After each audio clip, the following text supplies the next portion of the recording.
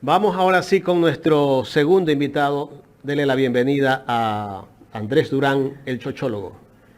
Pero antes, déjeme saludar a Javier Rodríguez. Me dejó ahí. Javier Rodríguez, que hizo un aporte al super chat. Gracias.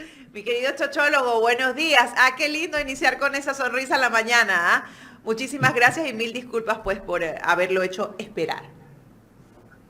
Muchas gracias, mi querida Carlita. Gracias, Jaime. Gracias a todos los amigos de Ecuador en directo por permitirme dirigirme a todos ustedes. Es un gusto estar acá. Una mañana soleada acá en la capital. Espero que por allá también.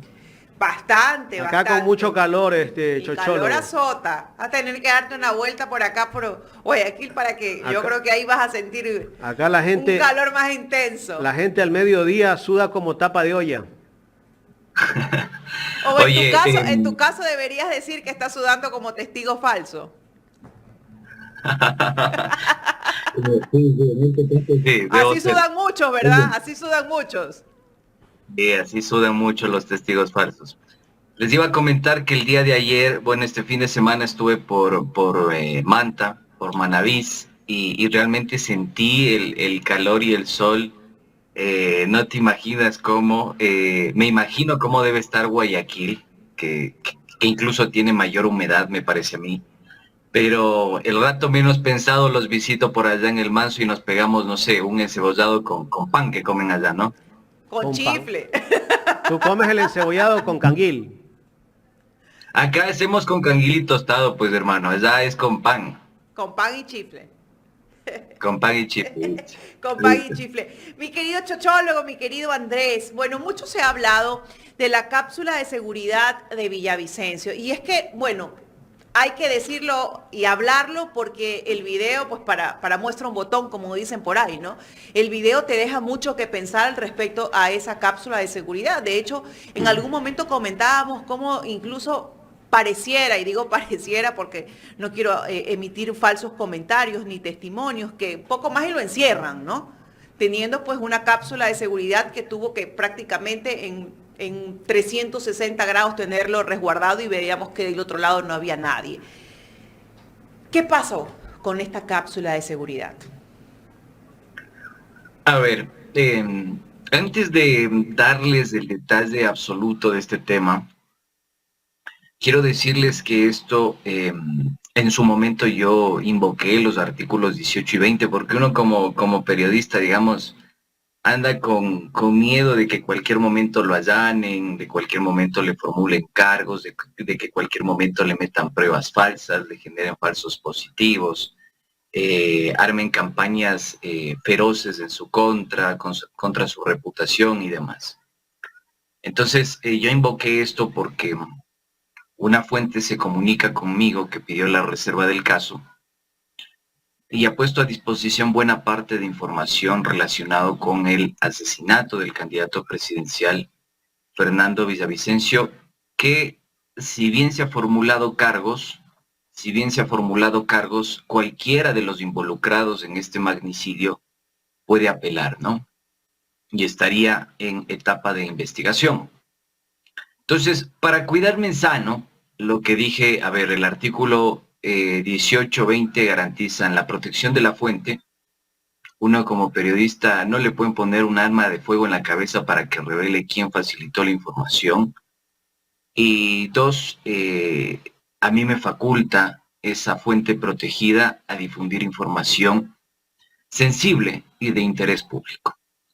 Voy a hacer énfasis nuevamente en esto porque me parece a mí que hay que cuidarse en sano, ¿no? Hoy no se sabe qué pueda suceder, hoy no se sabe qué se puede inventar la Fiscalía General del Estado.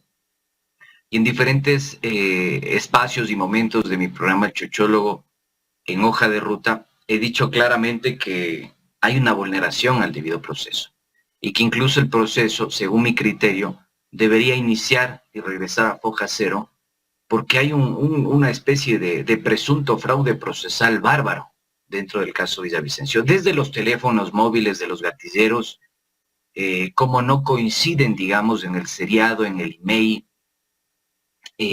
no coinciden, digamos, en la cadena de custodia, en lo reportado por criminalística de la Policía Nacional, y que a la final termina siendo solicitada en 2 ocasiones ante la jueza de Iñaquito por pedido de la fiscal Ana Hidalgo Guayaquil, que nuevamente le permitan hacer la explotación de los teléfonos celulares porque criminalística estaba más perdida que papa en encebollado.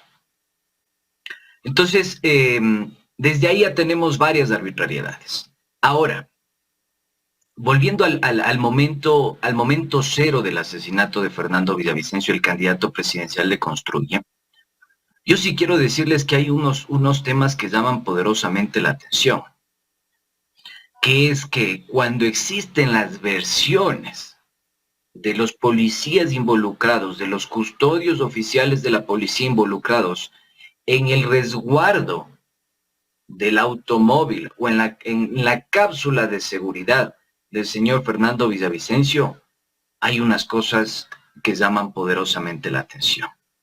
Poderosamente la atención.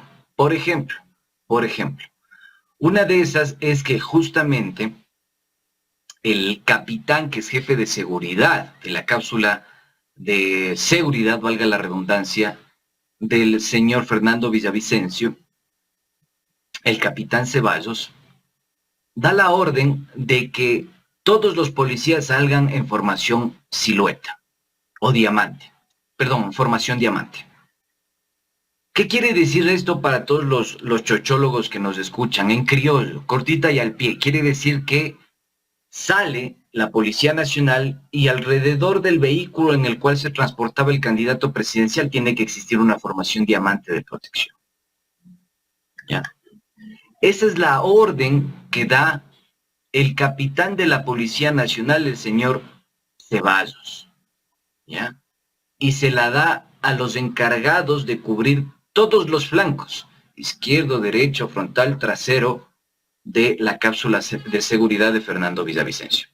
Esto llama poderosamente la atención, porque en la praxis, cuando uno revisa las imágenes del asesinato, no sucedió nada de esto, a pesar de que la orden fue explícita.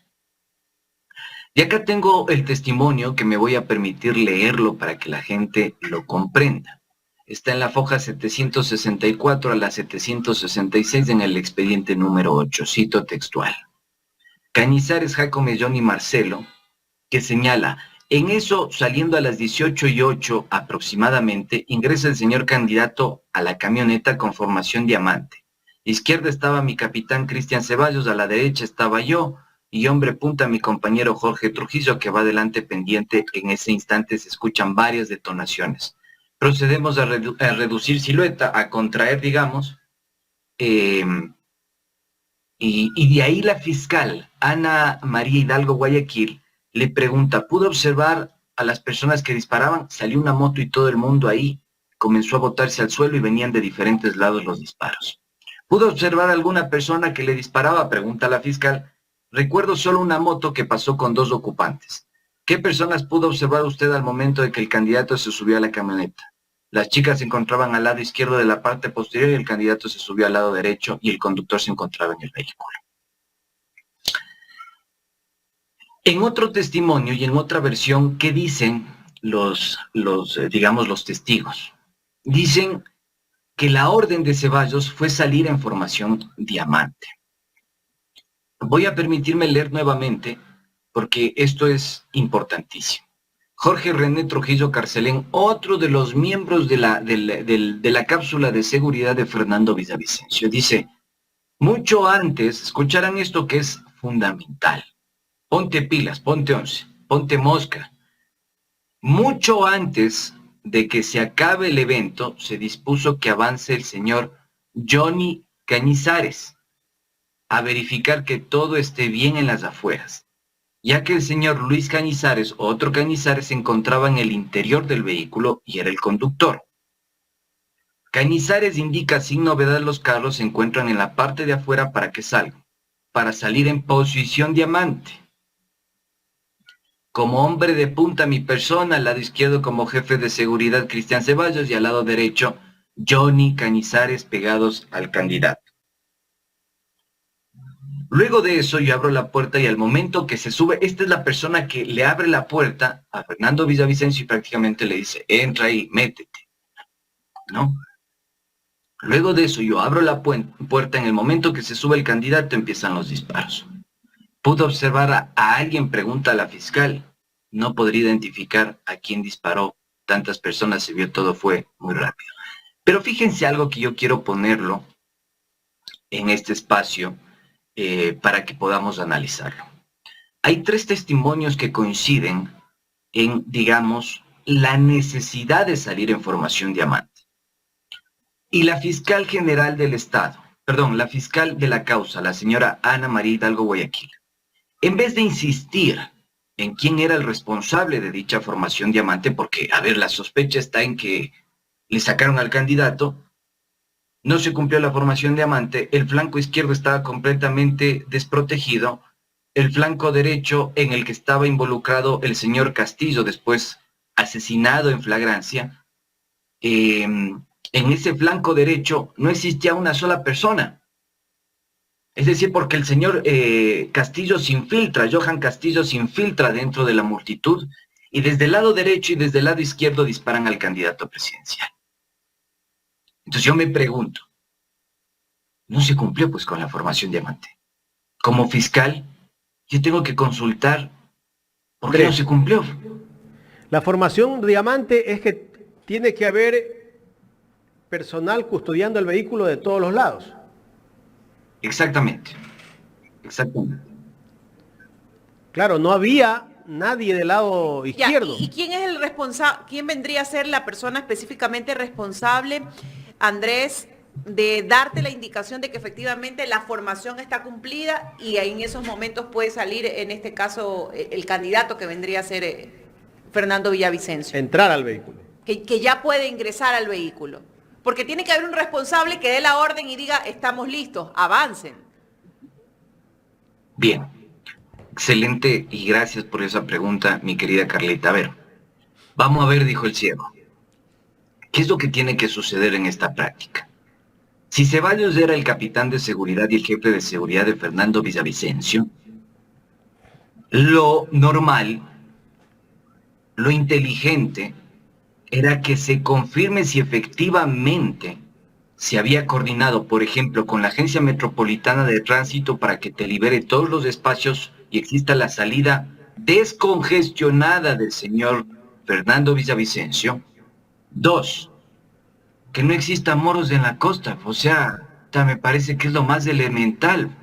Y ya les voy a leer porque yo tengo aquí el documento que es realmente preocupante. Y debió haber en los exteriores del lugar donde se daba este meeting, personal de la policía viendo a ver quiénes pasaban por allí, vehículos sospechosos, personal sospechoso tal vez.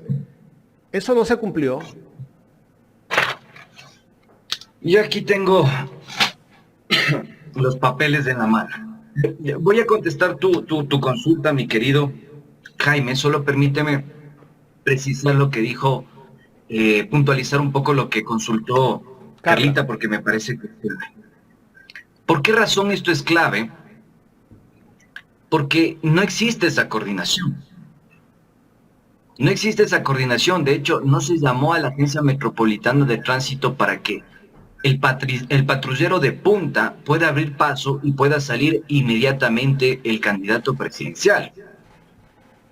Del flanco izquierdo se desconoce si efectivamente Johnny Cañizares estuvo presente.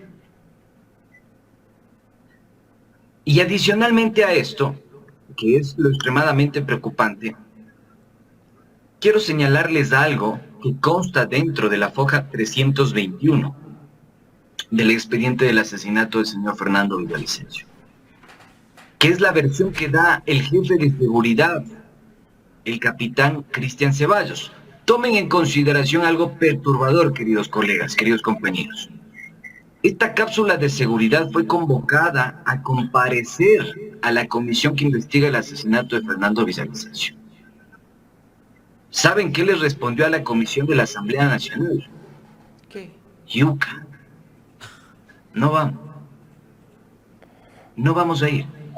porque supuestamente tenemos una amenaza de intimidación. De muerte. Andrés, Diría yo. ¿tú sabes dentro del peritaje y lo que se hizo la reconstrucción de los hechos? Porque convocas a las personas, haces una reconstrucción y ves específicamente dónde estuvo situado cada uno como para poder entender esto, ¿no? Más allá de la yuca, como dices en estos momentos que le hicieron, ¿no? ¿Qué dice ese informe dentro de la reconstrucción?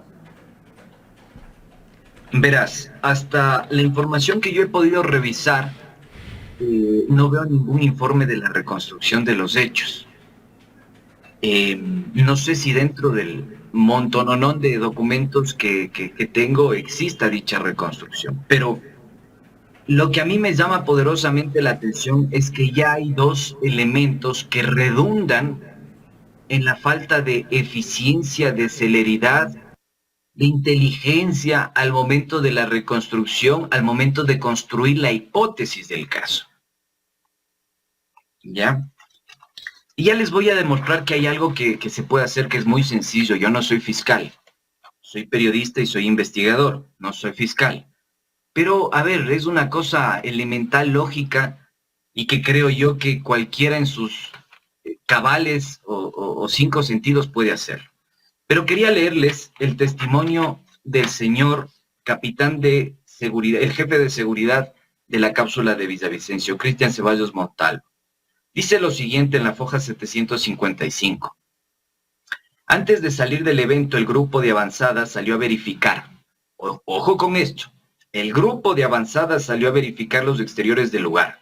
El sargento Cañizares fue el que salió y no reportó ninguna novedad. Dijo que todo estaba ubicado, es decir, que se puede salir. Asimismo, conforme versión del policía Luis Guillermo Cañizares Jácome, conductor de la camioneta, dijo lo siguiente en la foja 768 y 775. Cito textual. El personal del humo es quien hace el cerco de la seguridad al ingreso y a la salida. ¿Dónde estaba el personal del humo? Nadie sabe. Es necesario resaltar que al no existir un anillo de seguridad que custodie el perímetro del Coliseo, se permitió que los atacantes puedan hacer maniobras que no fueron identificadas por el personal policial dispuesto para ese evento, como así se desprende y se demuestra en el informe técnico pericial de audio-video Dinitec Z9JC RIM AVA 2023-01514 del 10 de agosto de 2023. Citan un informe pericial. Pero eso no es lo perturbador. Atenti, Ecuador, atenti, chochólogos, atenti, colegas, porque acá viene lo perturbador. Hacen el análisis de las cámaras de video y en el secuencial del 0908-2023 a las 18:04 se observa imágenes que fueron captadas donde se visualiza a un vehículo tipo automóvil color blanco que se estaciona en una de las calles secuenciales 18:04 y 35 y se produce a bajarse del interior del vehículo en la parte posterior una persona morfológicamente de género masculino.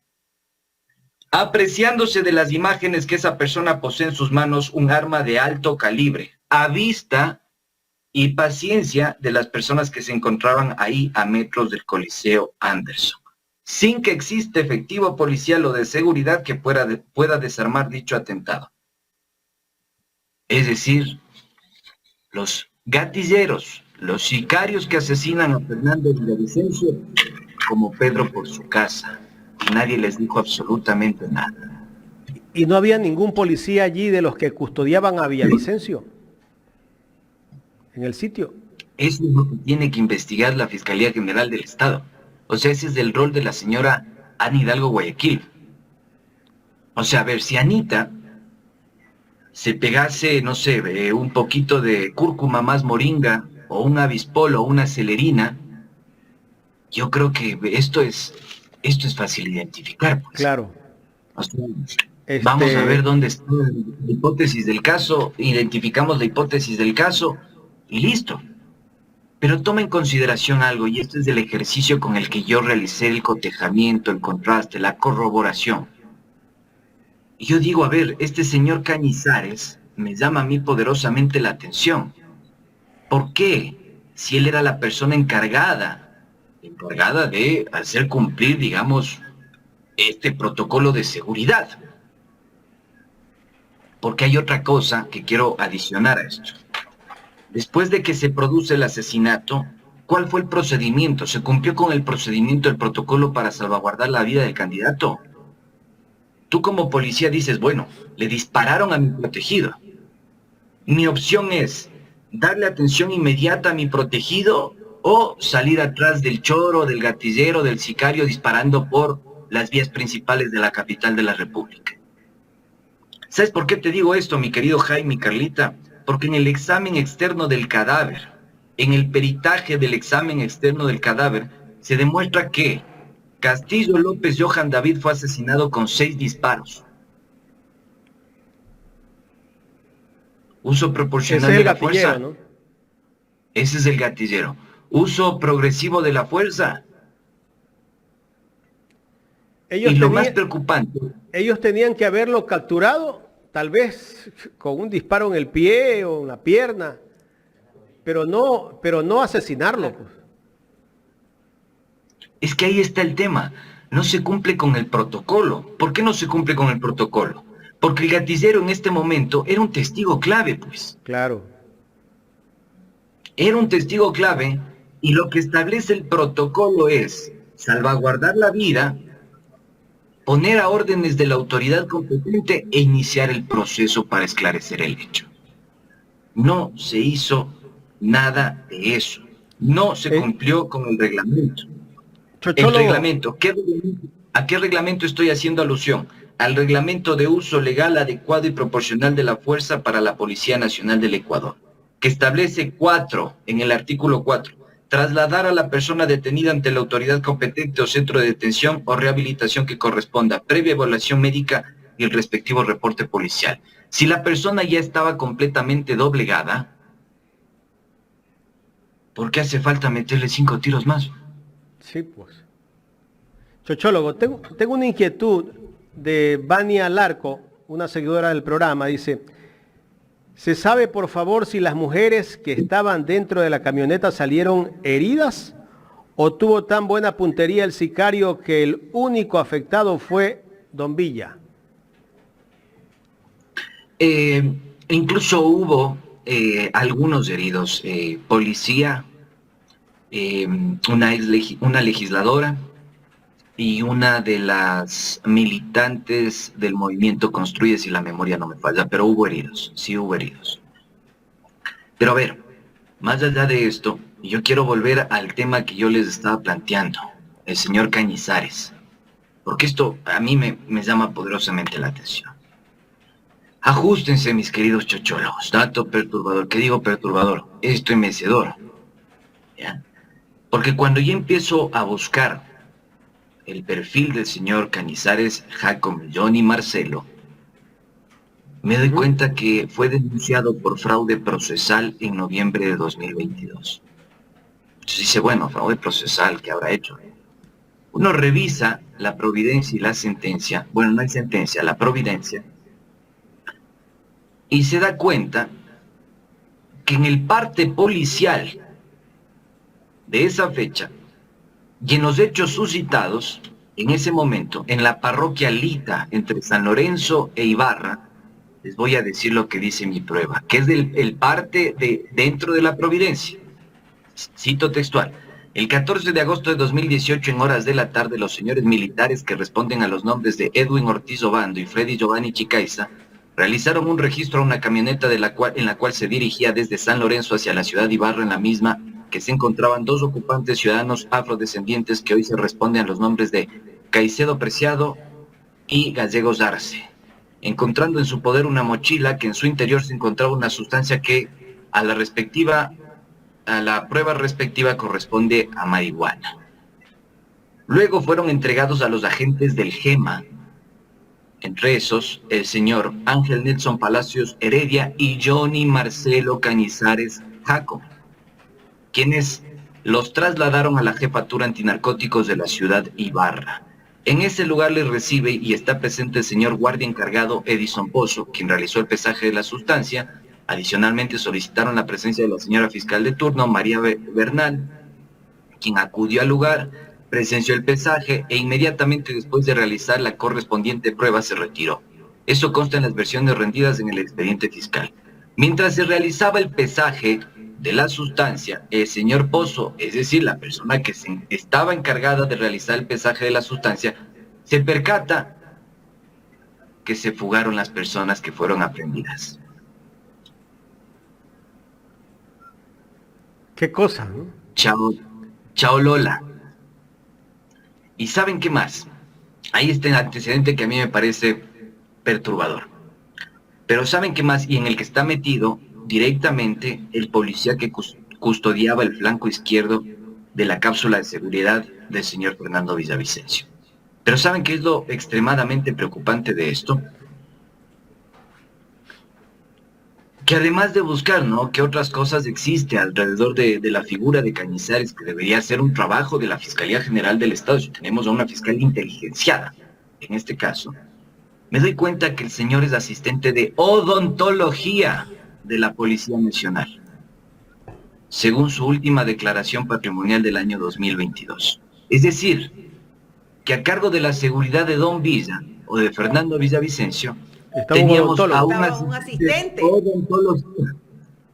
A un asistente, ni siquiera a uno que te pueda sacar bien la muela. O sea, no era odontólogo. No, ni siquiera lo podía auxiliar si le dolía la muela. ¿Y cómo puede haber un asistente de odontología? Eso... Tal vez él era enfermero, pues. Mira, te voy a enviar en este momento... ¿Quién es el responsable de designar, Andrés?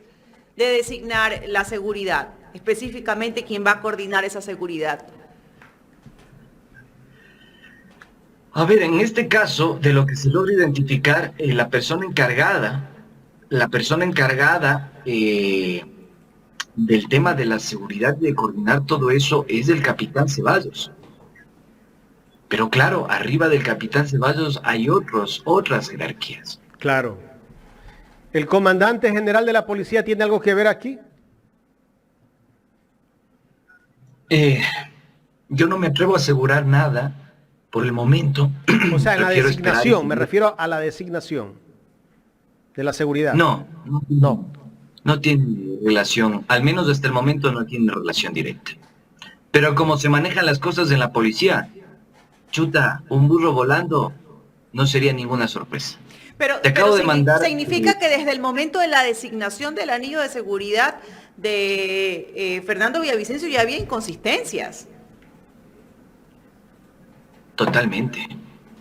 O sea, si tú tienes a un asistente de odontología encargado de cuidar el flanco izquierdo de un candidato presidencial que tenía 95% de riesgo, chuta, ¿qué hacemos? ¿Y esa responsabilidad de esas inconsistencias tiene que asumirla el Estado? Pero por supuesto, pues, es que es el Estado el que estamos en este momento evidenciando. O sea, más allá de la teoría del caso que tenga, chuta, el gobierno, el Estado ecuatoriano, la Fiscalía, de que fueron los lobos, y que salga Zarzosa a decirte que los lobos, Laura Castillo está vinculada, nada. Entendamos algo. La institución policial ha demostrado en estos últimos años una profunda infiltración del crimen organizado, a tal punto que hasta hace poco tuvimos un general de la policía encargado de antinarcóticos, el señor Pablo Ramírez, detenido por el caso Metástasis, que se chateaba, que se whatsappeaba con el señor Leandro Norero, alias del Patrón. Y también logré demostrar la inconsistencia incluso en su examen especial patrimonial. Entonces, no sé qué otras pruebas quiera la Fiscalía General del Estado. Este caso para mí es extremadamente preocupante porque conmocionó al país entero. Creo que hasta cambió el destino democrático del país. Y ahora estamos Y yo personalmente, yo te digo, Carla, Jaime, vivo con miedo. Tengo miedo porque realmente uno se pone a pensar y dice, esta gente no tiene escrúpulos, no le interesa la verdad, no le interesa perseguir el delito, no le interesa tener una teoría del caso sólida. Lo único que le interesa es vender humo y tener como objetivo político atacar a una corriente y a una línea política e ideológica. Y es preocupante porque estamos a vísperas también ya de procesos electorales. Y entonces al quedar el tema de Fernando Villavicencio prácticamente en el aire, a los candidatos no les da la seguridad efectivamente para la participación en estos comicios. Y es muy difícil aceptar como ciudadanía la realidad que vive nuestro país y saber que el odio que han sembrado, porque han sembrado y que ha dividido este país, es tan grande que con tal de conseguir sus objetivos puede costarle la vida más a alguien y a gente que a veces ni siquiera está involucrada en la política. Chochólogo, tenemos una gráfica que tú pasaste hace rato. Sí, les acabé de pasar. Miren, esa es la constancia de la declaración patrimonial del policía involucrado en la cápsula de seguridad de Fernando Villavicencio, el señor Cañizares Jácome. Y ahí ustedes pueden constatar lo que dice su declaración patrimonial. Bueno, las declaraciones que ha hecho desde el 2020. Que dicho sea de paso, la policía, según el COESCO, tiene que cumplir con sus declaraciones patrimoniales. Y hoy hay años en los que ni siquiera ha presentado la declaración. Para ser asistente de odontología, él es un profesional, me imagino, que ingresó como oficial a las filas de la policía, ¿verdad? Hermano, ese es un misterio y seguramente asuntos internos de la Policía Nacional, como es tan oficiosa, deberá, claro. Yo digo, ¿no? Yo pienso que es así, porque hay profesionales claro, que ingresan a la policía, pero ellos no tienen una carrera como los que vienen desde el inicio. Ellos llegan hasta capitán, creo, de la policía o mayor. Pero de todas maneras vemos que básicamente la experiencia no la ha tenido tampoco. No ha tenido la Porque experiencia. lo que vemos ahí es 2020 operativo, policía preventivo y luego en el 2022 asistente de odontología. Entonces tampoco les han puesto pues gente proba, experta para estos temas. Yo no sé hasta el momento si la Fiscalía General del Estado ha solicitado, a través de algún impulso fiscal, digamos, el perfil profesional de cada uno de los policías involucrados en la cápsula de seguridad de Villavicencio. No lo sé. Pero hay varias preguntas. O sea, la primera pregunta es, ¿realmente estos policías estaban capacitados para la protección de Villavicencio? La segunda pregunta es, ¿cumplieron efectivamente con todos los protocolos de seguridad, con los protocolos para resguardar la integridad de todas las personas afectadas, incluso de las que quisieron afectar, de las víctimas y los victimarios? La tercera pregunta es si estos policías y si este señor Cañizares, que es asistente de odontología según la Contraloría General del Estado y según su propia declaración juramentada patrimonial, pasó el polígono. Si estos policías pasaron los exámenes de confianza, es decir, pasó el polígrafo y pasó las pruebas psicológicas, o sucedió, estoy poniendo posibilidades y potenciales, o sucedió como con el general Ramírez, que antes de abandonar la dirección antinarcóticos, fue metiendo a agentes de la Policía Nacional que no aprobaron los exámenes de confianza. No pasaron el polígrafo y no pasaron las pruebas psicológicas. ¿Qué les estoy tratando de sugerir como gran hipótesis, queridos colegas? Es que hoy por hoy, varios grupos del crimen organizado tienen hasta las posibilidades de infiltrar sus propios agentes dentro de instituciones públicas. Y la Policía Nacional no es la excepción. No estoy diciendo que en el caso de Cañizares sea ese. Lo que estoy diciendo es que como gran hipótesis a mí esto me llama poderosamente la atención. Podría ser una variable explorativa riquísima, de la que creo que pocos investigadores sacan el jugo. Y esto para mí es muy estremecedor, porque estamos partiendo desde el hecho en sí. la Fiscalía General del Estado y la señora Hidalgo no ha dicho absolutamente nada de este tema. Yo quisiera saber si los policías involucrados en en la custodia del señor Fernando Villavicencio te cumplían con todos los parámetros técnicos, cumplían con toda la preparación, con toda la formación. ¿O no? Así es. Y si no la cumplían, hay una poderosa omisión del Estado. Y no solo la omisión, se tiene que hacer la pregunta, ¿hasta dónde fue una omisión? ¿Hasta dónde no podemos pensar que hay infiltrados dentro de la seguridad? ¿Hasta dónde no podemos sospechar que empezar a hacernos preguntas, ¿no? ¿Quiénes manejaban la Policía Nacional? ¿Qué organización política ha manejado la Policía Nacional? ¿Al mando de quién estuvo la Policía Nacional? ¿Cuántos ministros pasaron por la Policía Nacional relacionados con una organización política? ¿Quién se encargó del ascenso de Tania Varela? ¿Quién se encargó de poner a Ponce en antinarcóticos? ¿Quién se encargó de poner al señor Vargas a cargo de la DGI? Y podemos empezar a sostener y a solventar un caso que hasta el momento nos tiene al país entero en soletas, porque aquí se ha dicho mucho se ha dicho, sin ni una sola prueba. Andrés, ¿cómo va el caso dentro de la Comisión de Fiscalización? Bueno, después de los impases que vimos entre la señora Palencia, ¿no? Que un poco se desesperó y bueno, se salió de sus casillas por simples preguntas, ¿no? A las cuales pues no quiso responder frente a las preguntas de la asambleísta Mónica Palacios. ¿Cómo sigue esa investigación dentro de esa comisión? Si a mí me preguntan mi criterio, están más perdidos que la fiscal del caso. Que yo digo, a ver, ¿la materialidad cuál es? Y es que a mí me parece simpático porque en algún momento un pana me decía, pero loco, vos no eres experto en criminalística. No, pana, no soy experto en criminalística, yo soy sociólogo y periodista, formado como investigador.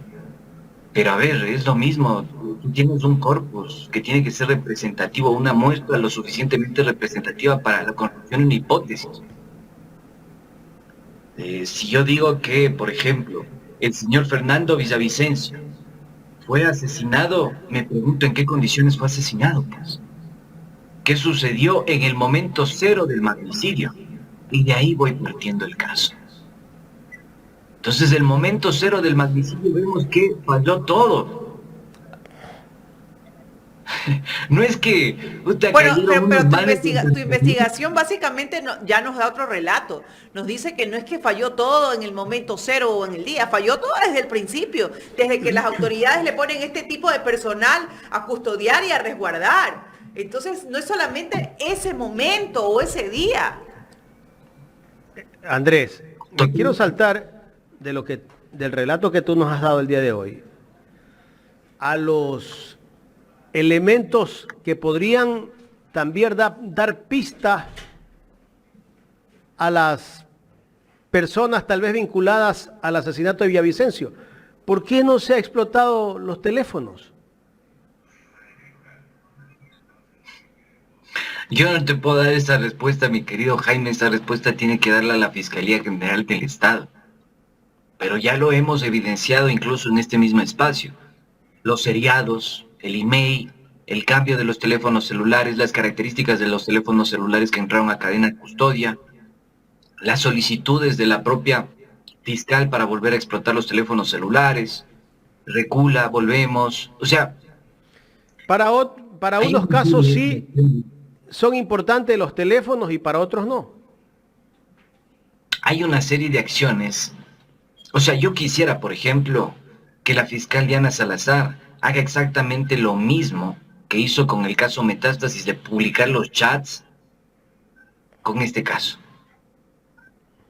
¿Por qué no publica los chats de todos los involucrados en el asesinato? Castillo López, alias El Invisible, la señora Castillo. ¿Qué escribían? Preguntarnos, queridos colegas, ¿A dónde se fue pues el señor Zurita en medio de la campaña? ¿Qué lugar visitó y a qué lugar viajó el señor Cristian Zurita en medio de la campaña? ¿Qué decían los testimonios libres y voluntarios de consultores que trabajaron en la campaña del señor Fernando Villavicencio? Y si quizá existían problemas internos feroces dentro del movimiento Construye y dentro del buró político del señor Fernando Villavicencio.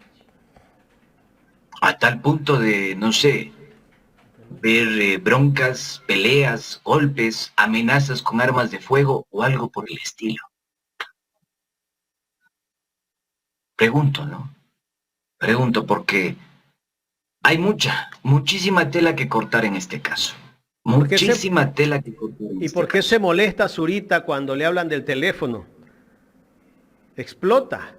Pero él sí sale a los medios de comunicación a decir, hay que esperar todavía de los otros chats de Mayra Salazar. Ay, sí. Él predica pero no practica. Van a ver lo que salga en los próximos días, mis queridos colegas.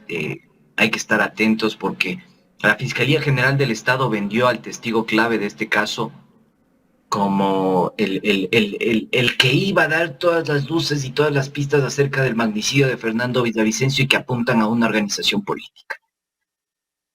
Claro, y todavía siguen con ese relato. Fue la versión de alias Cholum. Van a ver y se van a dar cuenta que aquí existe un presunto, supuesto fraude procesal. Pero sí quiero dejar entredicho, en esta muestra quiero dejar en entredicho que claramente la Fiscalía General del Estado no está cumpliendo con el procedimiento que tiene que cumplir. Ahora, el gatillero, que le pegaron 6 tiros, ¿por qué lo llevaron a la sala de flagrancia de fiscalía? ¿Por qué no lo llevaron a un hospital o a una clínica? ¿Cómo una persona que tiene 6 tiros puede declarar? O sea, eso es ilógico, pues. Te voy a leer el resultado del examen externo del cadáver. ¿Qué dice? Una herida producida por el paso de proyectil de arma de fuego localizada en el tercio superior izquierdo del tórax anterior. Una herida producida por el paso de proyectil de arma de fuego localizada en el tercio interior derecho del tórax anterior. Una herida producida por el paso de proyectil de arma de fuego localizada en la fosa ilíaca izquierda. Una herida contusa localizada en la región genital, es decir, en los testículos. Una herida producida por el paso proyectil de arma de fuego, localizada en el tercio medio de la región femoral derecha. 2 heridas producidas por el paso de proyectil de arma de fuego, localizada en el tercio medio de la derecha. Me van a decir que aquí hubo o existió uso progresivo de la fuerza. No. Están comiendo mucho chifle, hermano. Fue directo, ¿no? El objetivo era eliminarlo. Ustedes saquen sus propias conclusiones, como siempre lo digo. Interesante, chochólogo. ¿Algo más, chochólogo? Nada más, del rato menos pensado les visito en Guayaquil y nos pegamos un encebollado con pan. Pero antes de que te vayas, la gente me dice que le pregunte al chochólogo que qué piensa de Novita. Si está cumpliendo con sus ofertas de campaña. Está diciendo la verdad con respecto a los... ¿Cuántos jóvenes que han ingresado a trabajar en estos últimos días? Pero hay una publicación que le saca el portal Primicias que dice que en vez de aumentar los afiliados al IES jóvenes, ha caído. A ver, el señor Daniel Novita yo creo que sigue siendo un fenómeno del marketing político. Sigue siendo mucha cáscara, poco condumio, y no carece de filosofía política. Es decir, si ustedes pregúntense cuál es la filosofía política de Daniel Noboa, en qué fundamenta su accionar. No sé si es de derecha, de izquierda, de centro, para arriba, para abajo. No sé. Es decir, él carece de una ideología política. Por lo que a mí, como investigador, me invita a pensar, en función de la evidencia que existe, que su trayectoria es meramente empresarial y expresa los intereses de grandes grupos económicos de este país. Y en la práctica uno puede alertar varias decisiones de ese tipo, ¿no? Lo que escuchábamos incluso con el doctor Maluk, lo que ha venido sucediendo incluso con la primera reforma tributaria, cosas que de alguna forma lo que quieren es el perdón, la remisión y el olvido de las responsabilidades que tienen los grupos económicos, las grandes corporaciones y las empresas con el fisco ecuatoriano. Entonces, Daniel Noboa es producto de eso, del marketing, de la novelería, de la cáscara, y de una renovación política de los sectores de la derecha ecuatoriana. Yo no creo que vaya a cumplir, no lo va a hacer, porque su horizonte y su mira va a seguir siendo el ajuste estructural en términos neoliberales. Es decir, estamos frente a una disyuntiva clara durante estos últimos 7 años. ¿Cuál es la disyuntiva clara? El sostenimiento de el sostenimiento económico, social de la gran familia ecuatoriana, o el acabose de la familia ecuatoriana. Yo creo que estamos todavía orientados en el lado derecho. Gobierna Novita. ¿Cómo? ¿Para quién gobierna Novita?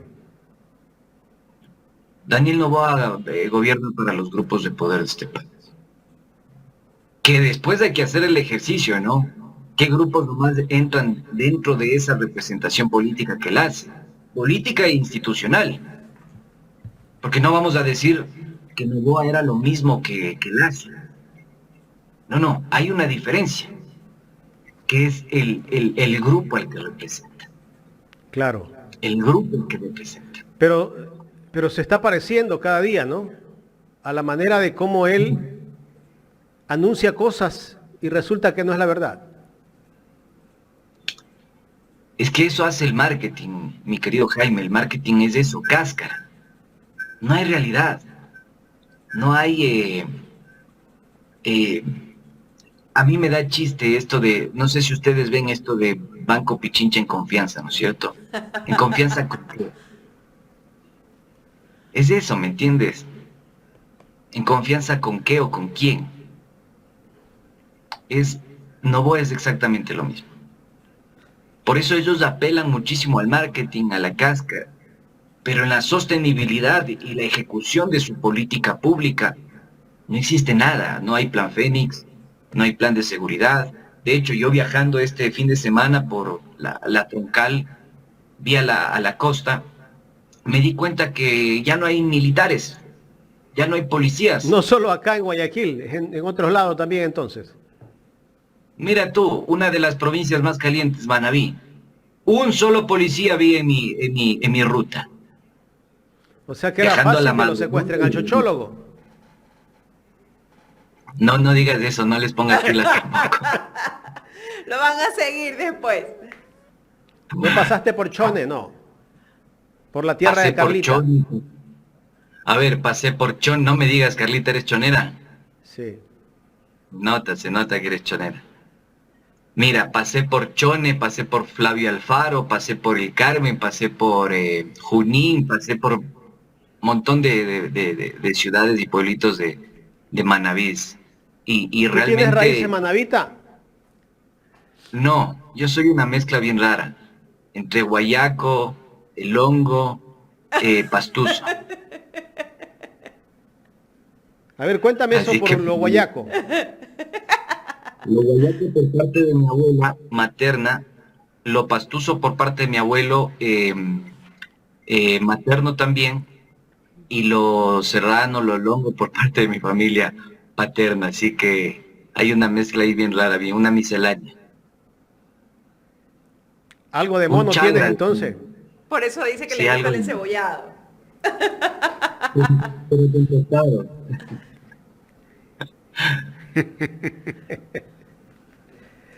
Chochólogo, queremos agradecerte por el tiempo. Gracias a ustedes, queridos colegas, gracias por el espacio, gracias por la oportunidad. Y Veo que nada, estás dejar recibiendo mucho también ataque a tu programa, ¿no? Te están a tumbando el eso iba. programa. Gracias por esa pregunta. Quiero dejar también sentada la constancia los ataques que se han generado al portal Hoja de Ruta, nuestras transmisiones, nos bajan la señal. De hecho, a ustedes también les pasó porque habíamos visto la posibilidad de publicar cosas del chochólogo en Ecuador en directo y les han denunciado de manera sistemática, lo cual a nosotros nos llama poderosamente la atención. Sin embargo, dejamos constancia siempre con los documentos y papeles en la mano para que sean ustedes la audiencia que saque sus propias conclusiones. Y si existiese alguien detrás de estos ataques, hay que deponer, hay que perseguir la verdad. Como sociedad hay que valorarla. Y créeme, Jaime y Carlita, que uno está empeñado en que la gente conozca lo que realmente sucedió, no solo con el caso Villavicencio, sino con todos los tópicos de interés público. Siempre lo digo, son ellos, son los chochólogos, los ciudadanos, los de a pie que tienen las propias conclusiones en sus manos. Gracias, Andrés. Gracias a ustedes. Un abrazo, Andrés Durán, periodista de investigación, conversando con nosotros aquí en Ecuador en directo.